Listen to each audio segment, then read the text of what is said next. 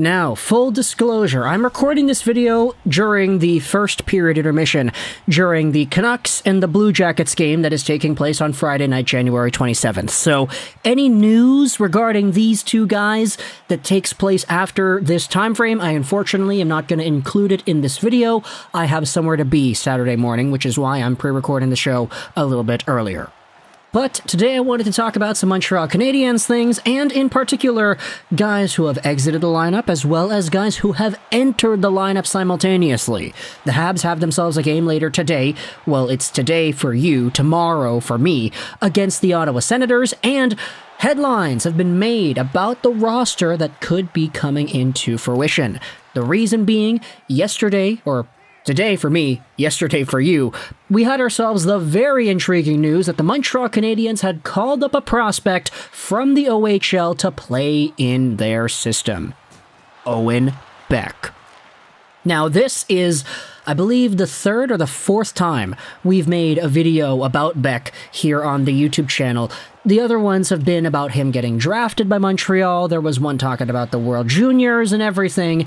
It's been a pretty interesting year for a guy that the Montreal Canadiens took in the second round of the 2022 draft. He's an OHL guy, second round player, and in this draft plus one season, he's getting a chance to play in the NHL, assuming he actually goes out there and plays, which I'm going to go out there and assume is going to be the case because the Canadiens were already in such a precarious position with their 11 forwards, plus Christian Dvorak was looking pretty uncomfortable when he was playing the other day.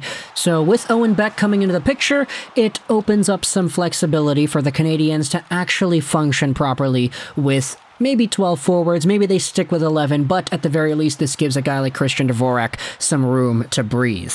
Let's take a look at some material regarding Beck and his getting called up. This is the article on the Canadiens website. It's translated from French into English, so I'm going to try to ad-lib some of the material in here because some of the stuff doesn't really translate properly with the Google machine.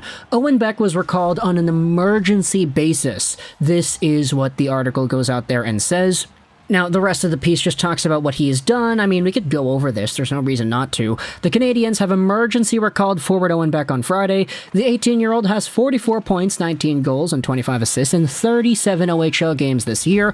41 of those points came with the Mississauga Steelheads before the 5'11 forward was traded to the Peterborough Petes, his hometown team, on January 7th. The Canadiens' second-round pick, 33rd overall in 2022, also won a gold medal at the 2023 World Junior Championship.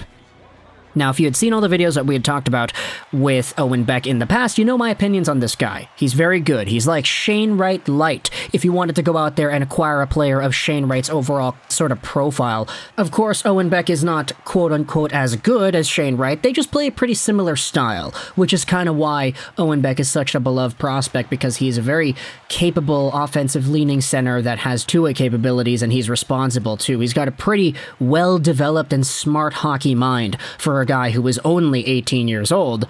And because this is an emergency call-up, it pretty much means the Canadiens' other forwards need some help. And of course, this is going to be the case when all three of Suzuki and Doc and Dvorak all missed practice earlier today, or it's today for me, yesterday for you. Yeah, spoiler alert, the Canadiens had themselves a lot of absentees, which kind of opens the door for a guy like Owen Beck to come out here and actually play. The NHL-CHL's agreement for emergency recall gives Beck a maximum of 5 games to play with the Canadiens, since the team has 2 games and then a break, and since the agreement stipulates that he cannot miss more than 1 OHL game, it's likely that Beck will be back in Peterborough in short order. This is from the Pro Hockey Rumors article summarizing the Beck acquisition here.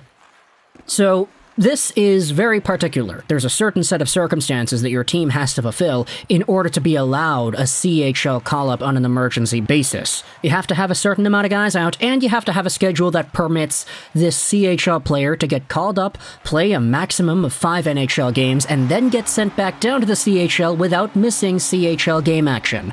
It's very particular, the amount of rules that are being applied here, but because the Canadiens have a break due to the All-Star game, I mean, Beck might see a game or two and then get sent back down, so that realistically is going to be the plan.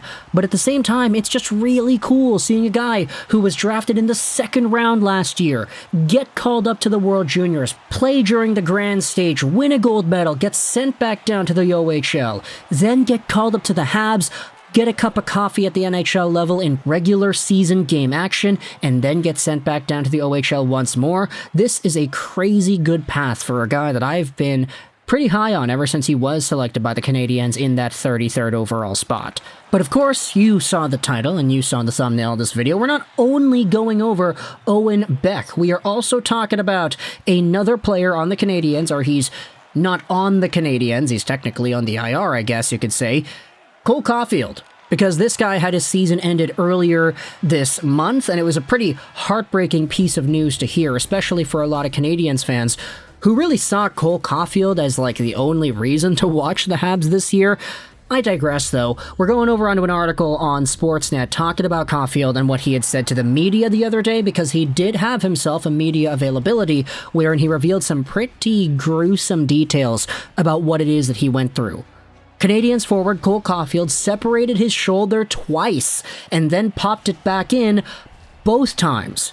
Let's read parts of this article over here. 1 week after the Canadiens' announcement that Caufield will undergo surgery on his right shoulder and miss the remainder of the season, the young winger spoke to reporters Friday to shed some more light on the injury.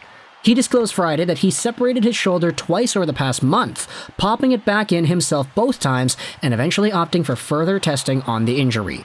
This first happened before Christmas in Dallas. It was just an awkward fall that caused him to pop his shoulder. He says, I kind of put it back in myself after a couple of seconds, and it wasn't too bad. The second time was in Nashville, and the same thing happened, and that time was a little more painful. After the second fall, it was pretty clear that we had to get some tests done and look at it, because after the first one, I didn't really think too much of it. And this is also a pretty interesting part of the story as well. Cole Caufield was dealing with some problems with his shoulder, so much to the point that he separated it twice. Now sure, it's not because he was like hit or whatever, he just kind of fell on both of the times wherein this occurred. But Caufield was still able to play such a strong year, despite having this happen in December and in January, that I feel like when it comes to the ceiling of Caufield, imagine what this guy's able to do when he's fully healthy and not playing with shoulder pain. In fact, he went out there and said that if the Canadiens were still in the playoff hunt and they had a greater chance of making the playoffs, he still would have continued to play. If we were in a playoff spot, no doubt in my mind I'd still be playing. It wasn't really up to me to stop playing. But in these circumstances, I feel like this is the best decision long term. It's hard to come to a conclusion that this is the best, but like I said, long term it'll all work out. In the end, it could have been one more fall and it could have been even worse. In the long term, I didn't want to hurt it more and have to do even more with the surgery or have more effects long term. Take a shot every time Cole says more. I've got the right people looking around me, looking out for what's best for me, and I think having my trust in them, I know I can get back to 100% and still be the player I am, and hopefully a better one. And so, with the Canadiens' quote-unquote tanking job for Connor Bedard this season, this ultimately helps out. Sure, it sucks seeing Cole Caufield lose out on time, but a Caufield-less Canadiens team is a more prone-to-lose Canadiens team. And so, this not only helps out the Bedard tank, but it also makes it so that Cole Caufield does not have...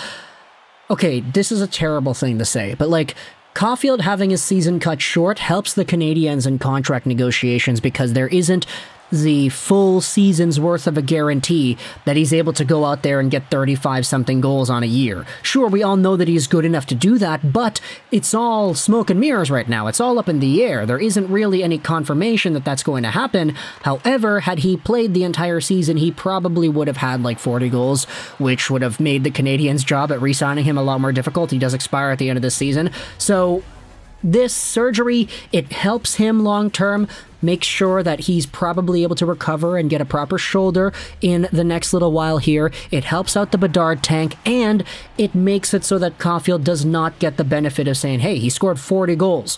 Give him money.